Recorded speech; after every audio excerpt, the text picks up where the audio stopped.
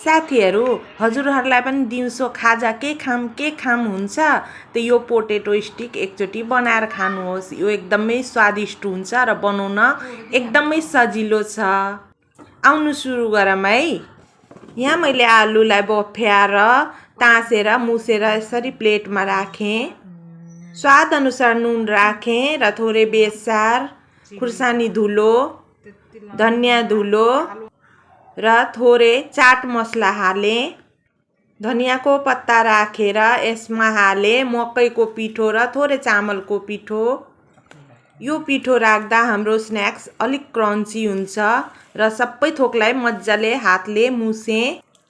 अब हातमा तेल लाएर यसलाई यसो लामो लामो स्टिक जस्तो बनाउनु पर्छ। यसरी बनाएर स्टिक बनाएर मैले सबै एउटा प्लेटमा ठिक पारेँ। अब यता कराईमा तेल तातिसकेको छ र यसलाई हालेर अब मजाले डिप फ्राई हुने गरी यसलाई फ्राई गर्ने।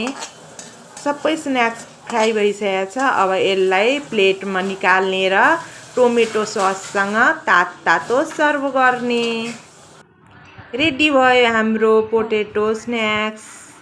केटाकेटीलाई पनि यो धेरै मनपर्छ, एकचोटि बनाउनु।